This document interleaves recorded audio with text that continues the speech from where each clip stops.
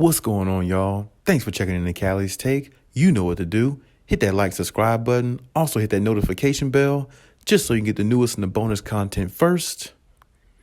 But hey, let's just go ahead and jump right in. Former Clippers player Lou Williams speaks on the Clippers, speaks about them, and he speaks highly of them, of course. And, I can remember, last year, late last year going into this year 2022, he did an interview before about the Clippers and gets emotional about the Clippers and speaking about it, how it, made him cry a little bit, and it hurt him that he wasn't part of the team anymore once, they basically moved on from him. And, here lately on Knuckleheads with, you got Darius Miles, and you got Quentin Richardson. They used to be former players of the Clippers themselves back in the day. And they interviewed Lou Williams, and they touched on that subject, of course. And, they asked him, because he's one of the only players actually that played with both the Lakers and the Clippers,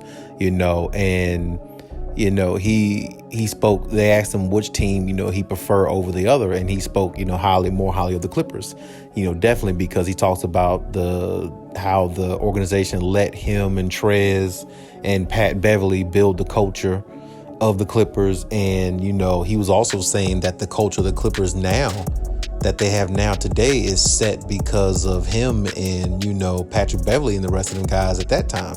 Especially, he also talks about when they made that huge comeback against Golden State, I think in that 5 or 6 game series where they played them, and I think they were down like 20 or 30 plus points, and they came back and won that playoff game.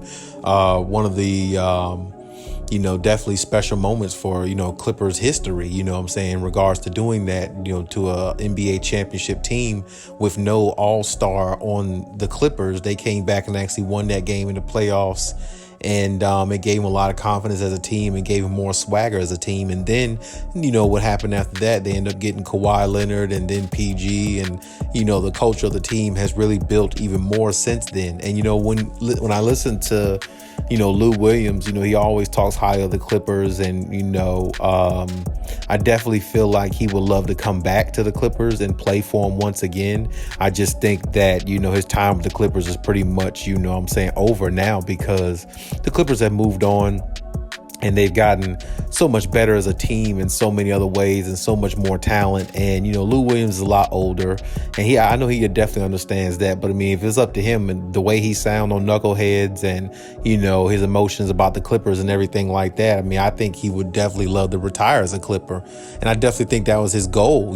I think he believed that was going to happen. And you never know, a lot of these organizations, they promise you things, and, it doesn't come out that way. It doesn't actually, turn out to be that way. I mean, there's been many instances where I've heard players, talk and speak and say the organization promised me they would do this, pay me this X amount of dollars, or keep me on this team. You're going to retire on this team. We're going to keep you here. We're never going to trade you. And then all of a sudden your number's called where it's like, hey, you've been traded to the Knicks or to the Atlanta Hawks or to whatever team there is out there. And it throws you for a loop because you got this image or this thought process in your mind that you're untradeable. You can't be traded. And, I think a lot of players sometimes, forget the business side of basketball because they enjoy playing so much. They enjoy playing with the team that they're joining to the hip with, the guys on your roster, and you get used to them and they become family to you. You invite them to the house and meet the wife, the kids, the family, and vice versa.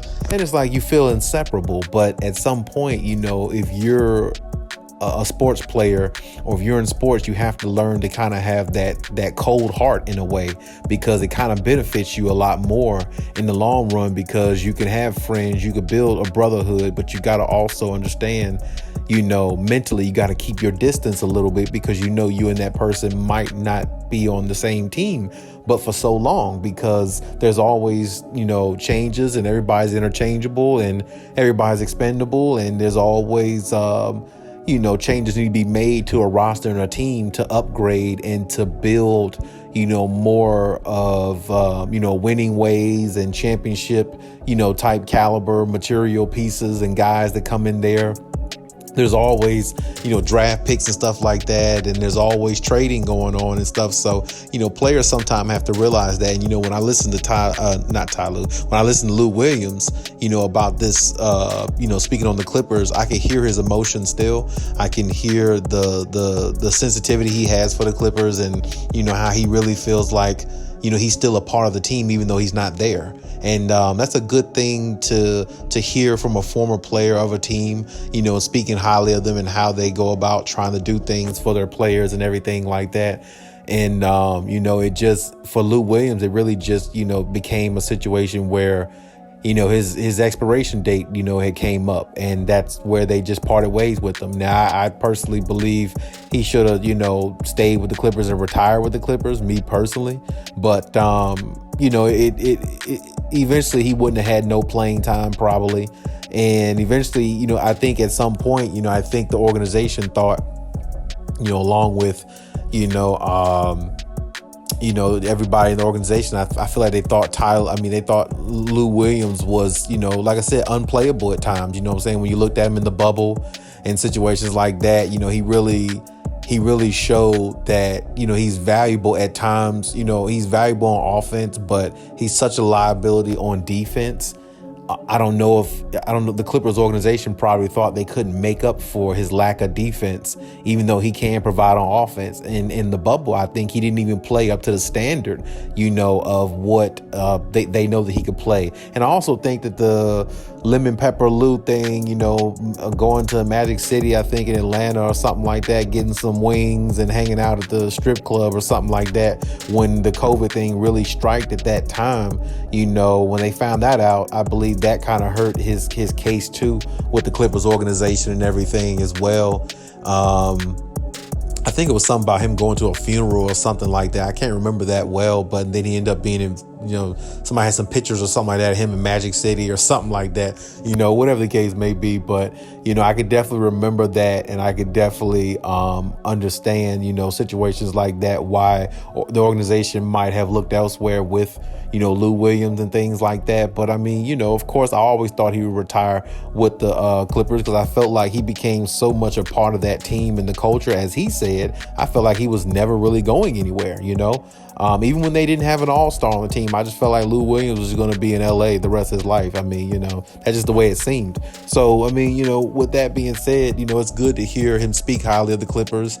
And, I feel like, him speaking on the Clippers definitely, they're definitely going to, hear that, and they're definitely going to see that this show of knuckleheads and everything about him speaking on them. And I know the Clippers players probably already heard it already. And I definitely think that's going to give them even more encouragement to go into this next season and, play well, stay healthy as much as possible, and keep the culture alive. You see what I'm saying? Because the culture that was built there, that they kind of implement now, is the same thing. Like that Lou Williams said, Ty Lue basically allows the guys to play with freedom, play comfortably, play relaxed.